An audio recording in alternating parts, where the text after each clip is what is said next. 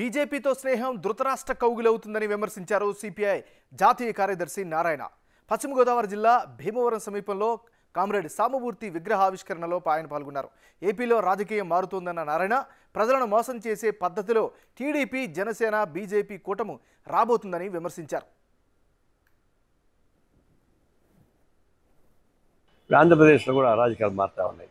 ఒక జగన్ మోడీ భజన చేస్తున్నాడు, భజన చేయకుండా జైల్లో ఉంటాడు. ఎందుకంటే ఆ కేసు అంతా ట్రెండింగ్ ఉన్నాయి కదా. భారతదేశంలో ఈయన సుదీర్ఘకాలం ఆయన బెయిల్లో ఉన్న వ్యక్తి ఈయన ఒకటే. ఎందుకంటే మోడీ ఆశీస్సులు ఉన్నాయి కాబట్టి ఉంటున్నాడు.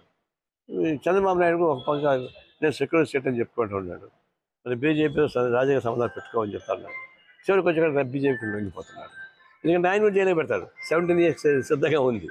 ఆయన ఎన్నికల్లో కానీ బీజేపీతో అడ్జస్ట్మెంట్స్ లేకుండా పోతే నువ్వు జైల్లో ఉంటావని చెప్పారు. అంటే ఆయన బెదిరించి అటు పోతున్నాడు. కానీ ప్రజలు ఆమోదించరు. నువ్వు జైలుకు పోయినా ప్రజలు నేను కాపాడతారేమో కానీ బయట ఉండే ప్రజలు కాపాడడం సాధ్యం కాదు. ఎందుకంటే బీజేపీ లాంటి ఒక మతోన్మాదే కాదు, ఆంధ్ర రాష్ట్రానికి ఏం న్యాయం చేయలేదు. ప్రజలకు శత్రువు బీజేపీ ఎవరు ఉంటే ఈ రాష్ట్ర విభజన వచ్చిన తర్వాత దీనికి ఏంటంటే సహాయం చేయకపోతే నష్టం చేశారు. అది ప్రజలకు వ్యతిరేకంగా ఉన్నారు. టీడీపీలో అనేక మంది శ్రేయభిలాషులు వచ్చింది, నన్ను అడుగుతున్నారు. నువ్వు మనం చెప్పా, నీకు బాగా తెలుసు కదా, ఆ బీజేపీ పోవద్దని చెప్పి మనం ఏం చేద్దాం? ఎవరు నెత్తిన చెత్త వాడేసుకుంటాం, మనం చేయడం ఏం లేదు. రాజకీయ పనులు చాలా మారుతాయి. ఇప్పుడు ఆంధ్రప్రదేశ్లో కూడా సిపిఐ ఏమనుకుందంటే సిపిఐ కూడా వాళ్ళు